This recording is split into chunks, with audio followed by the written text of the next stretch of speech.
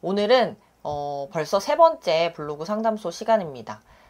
처음에 제가 영상을 올리고 아무도 신청해주지 않으면 어쩌나 걱정을 좀 했었던 시간들이 있었는데 다행히 좀 신청을 해주셔서 제가 상담을 하는 이런 영상을 올릴 수 있게 된 것 같아요.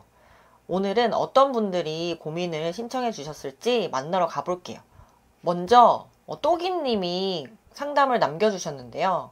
여행을 주제로 블로그를 운영하고 계시고 제가 확인을 해보니까 불연풀 기준으로 지수가 준체 5.5여서 꽤 높으신 편이에요. 그래서 또기님 같은 경우는 좀 검색량이 센 키워드로 찾아가지고 꾸준히 글을 작성해 주는 게 좀 핵심이 될 것 같아요. 방문자를 올리는 핵심. 그래서 이렇게 보면은 그동안 전자책도 보시고 공부를 좀 많이 했던 것 같아요. 챌린지 같은 것도 하시고.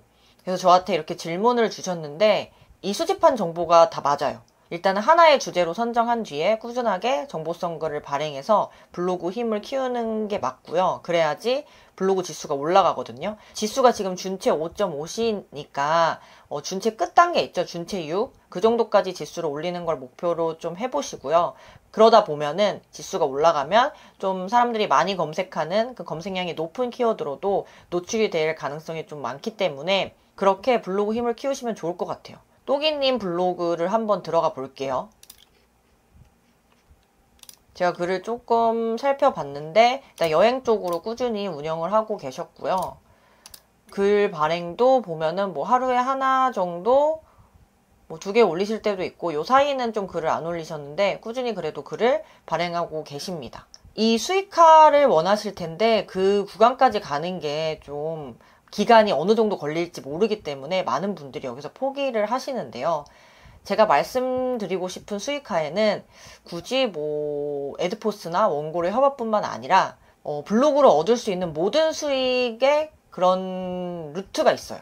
그러니까 예를 들면은 블로그에 제휴 링크를 달아서 그 링크로 누가 타고 들어가서 어떤 물건을 샀다거나 그럴 경우에 또 수익을 발생시키고, 그리고 또 블로그로 상품을 팔 수 있는 기회가 생길 수도 있죠. 저도 위탁 판매를 하고 있는데 지금 잘 팔리고 있는 상품이 하나 있거든요.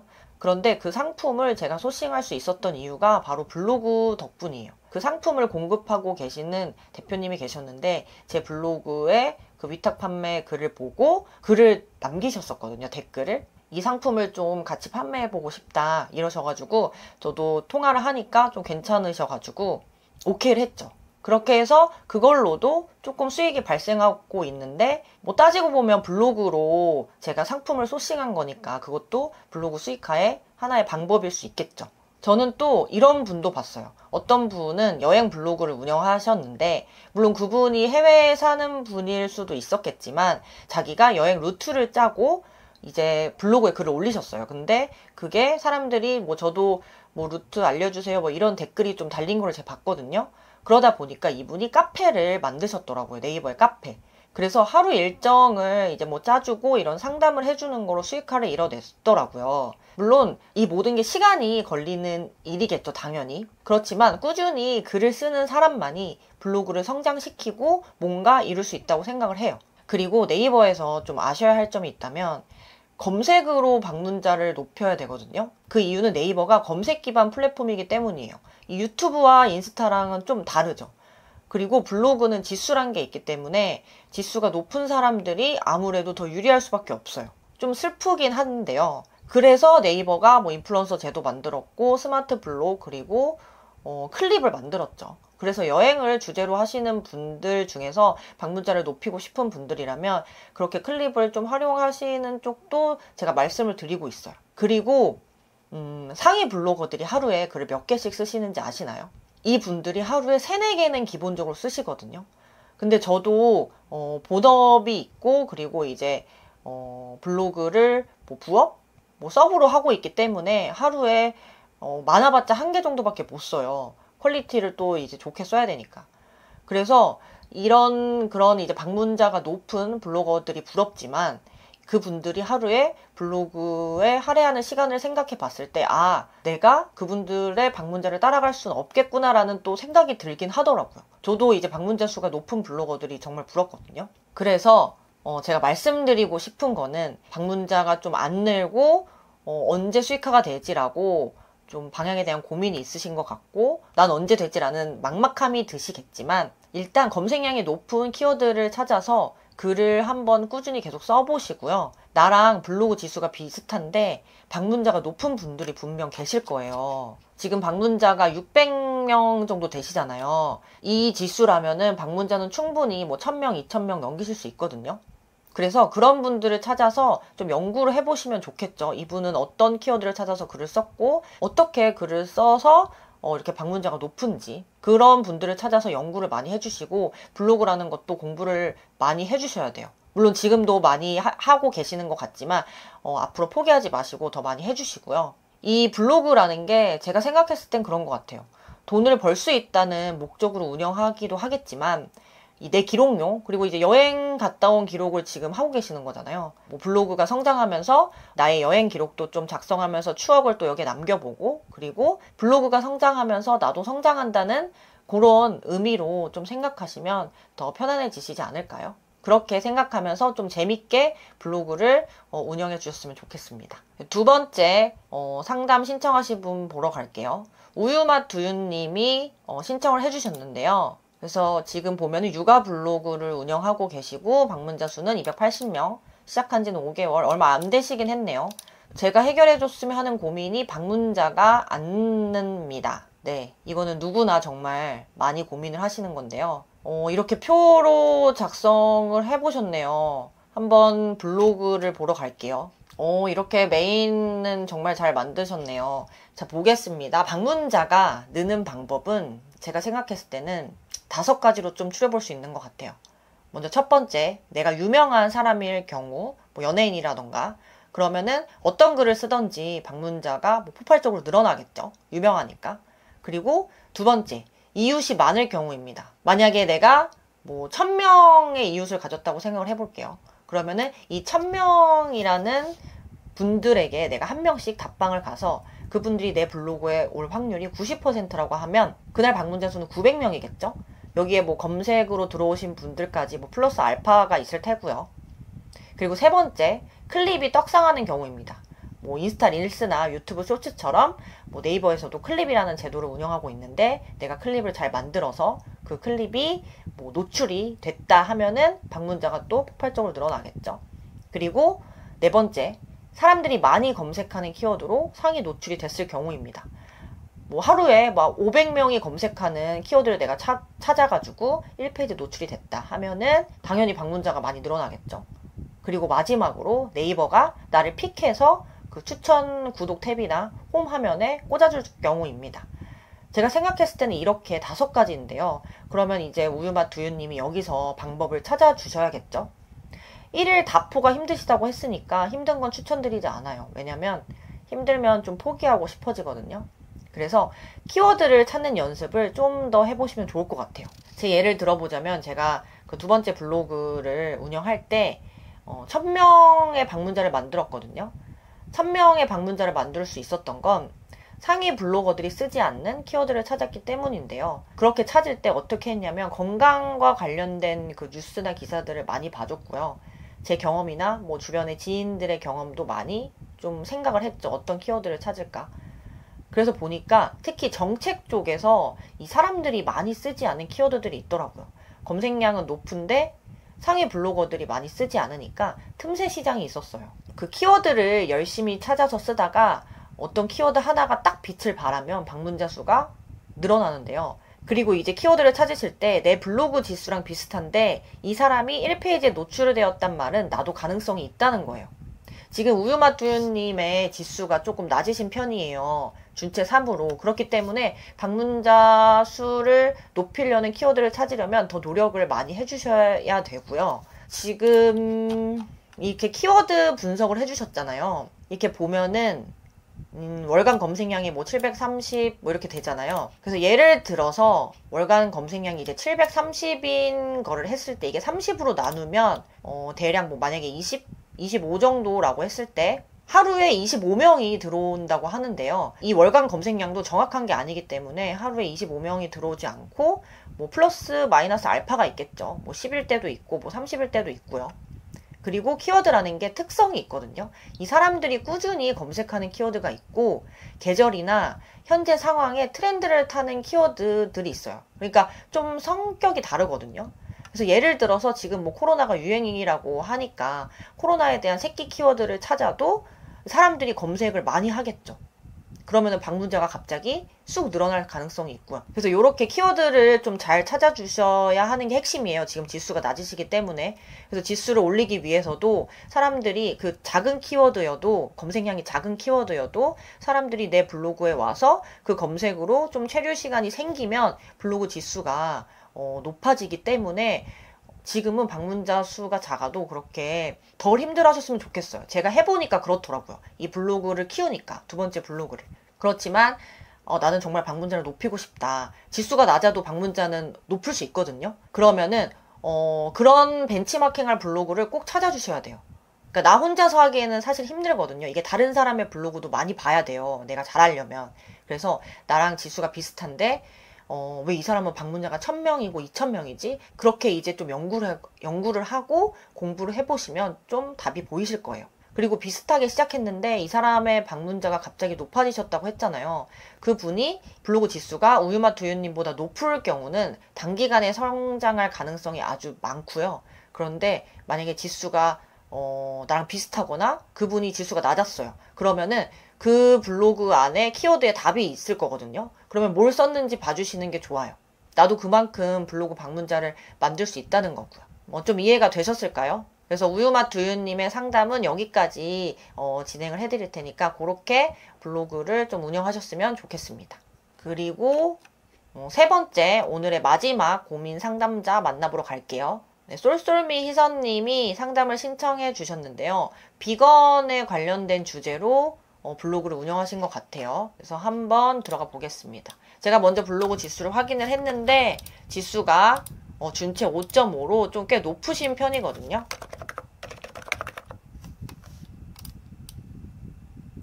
그동안 잘 운영을 해주셨던 것 같아요. 보면은 이제 비건 생활기라는 주제로 글을 좀 써주시고 계시고, 글 쓰는 주기가 좀 들쑥날쑥이긴 한 것 같아요. 매일매일 쓰진 않으시고 최근 들어서 좀 쓰시는 것 같은데, 이 글을 쓰는, 당연히 글을 매일 쓰는 사람과 며칠에 한 번씩 쓰는 사람은 방문자 수에서 당연히 차이가 있을 수밖에 없어요.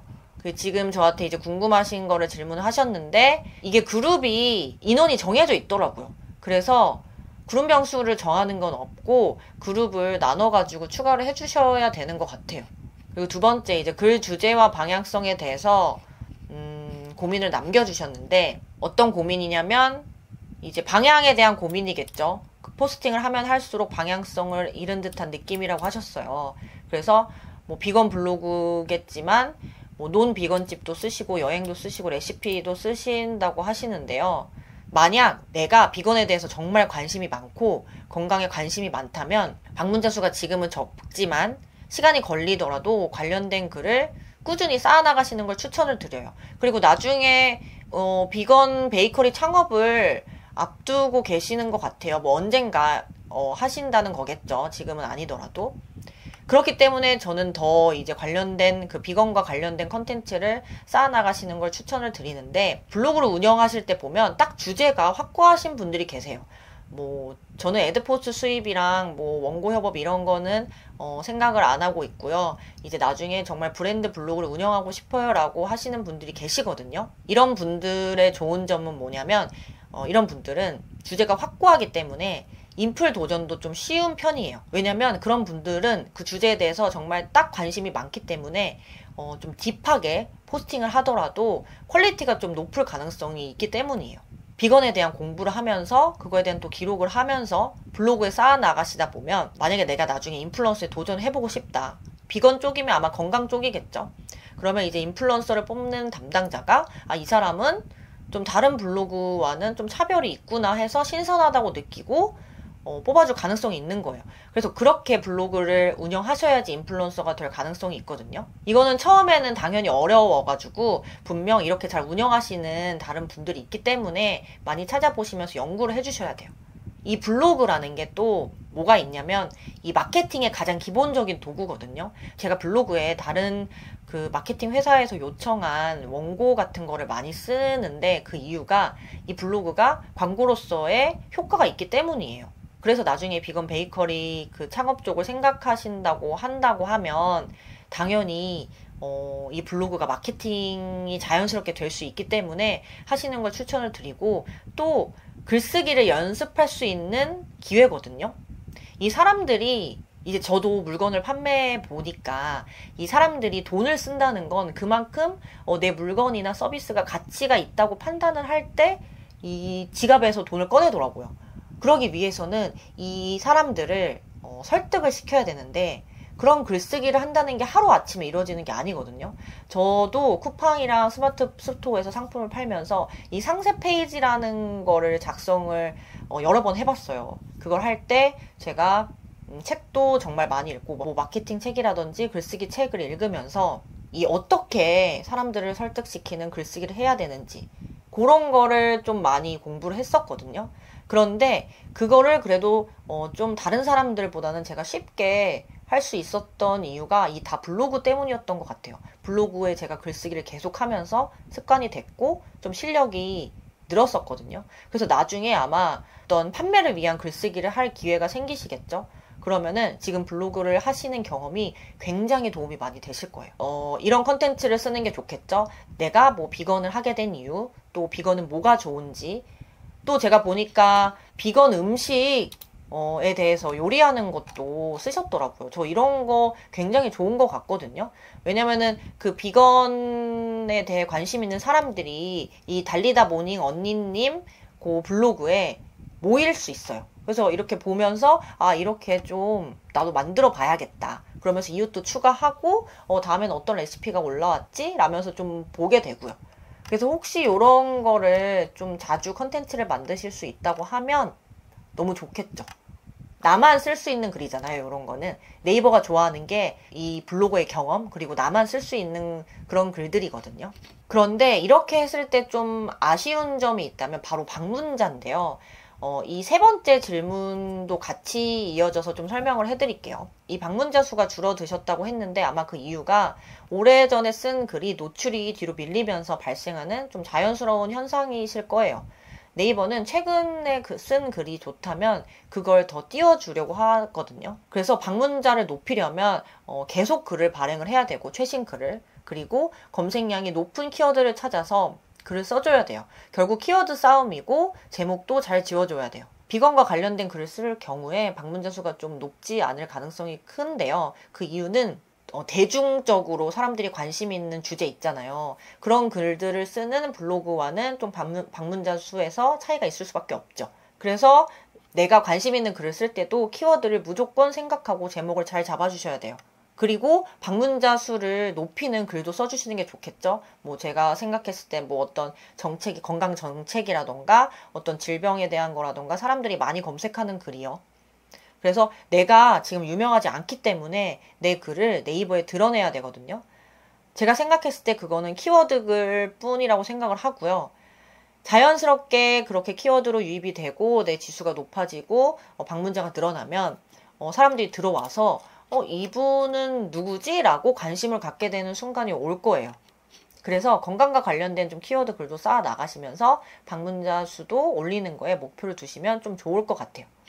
그리고 수익화하는 방법을 궁금해 하셨는데 여러 가지가 있죠. 뭐 애드포스트 기본적으로 있고, 그리고 원고 협업, 체험단 이런 게 있는데, 그 중에서 또 많은 분들이 하시는 게 쿠팡 파트너스 같은 제휴 마케팅이 있어요. 그거는 내 글에 이제 링크를 달고 어떤 수익화, 현금 수익을 만드는 구조인데요. CPA라고 하는데 이런 자세한 내용은 또 구글이나 네이버에서 검색을 해주시면 사람들 후기가 많이 나올 거예요. 그것도 보시면서 내 블로그에 적용을 한번 해볼까? 해도 되나? 고민을 좀 해보시면 될 것 같아요. 그래서 상담은 여기까지 좀 마무리를 해보겠습니다. 오늘 이렇게 세 분의 블로거님들의 고민을 좀 상담을 해드려 봤는데요. 제 얘기가 좀 도움이 되셨으면 좋겠는데 어떨지 모르겠어요. 이게 아무래도 라이브도 아니고 녹화본이잖아요. 그러다 보니까 이 신청자분과 실시간으로 소통을 하지 못한다는 좀 단점이 있는데, 제가 아무래도 라이브를 할 여력은 아직 되지 않아서 라이브까지는 못하고 있습니다. 근데 나중에 뭐 기회가 된다고 하면 언젠가 한 번은 구독자님들과 만나서 또 이런저런 질문을 가져보는 시간도 만들 수 있을 것 같아요. 고민을 남기시고 싶은 분들이 계시다면 언제든 주저하지 마시고 카페에 들어오셔가지고 고민 남겨주시고요. 혼자 끙끙 앓지 마시고 정말 사소한 거라고 해도 또 어떤 분이 비슷한 주제로 고민을 신청했다고 해도 또 그 블로그를 제가 보면서 다른 부분을 말씀드리고 싶은 그런 얘기가 있을 수 있기 때문에 주저 마시고 신청을 해주시면 되고요. 그렇게 신청하는 방법은 제가 고정 댓글로 남겨둘게요. 오늘도 이렇게 긴 영상인데 재미가 없을 수도 있었겠지만 이렇게 긴 영상을 끝까지 시청해 주셔서 너무너무 감사합니다. 저는 또 다음에 좋은 영상으로 찾아올게요.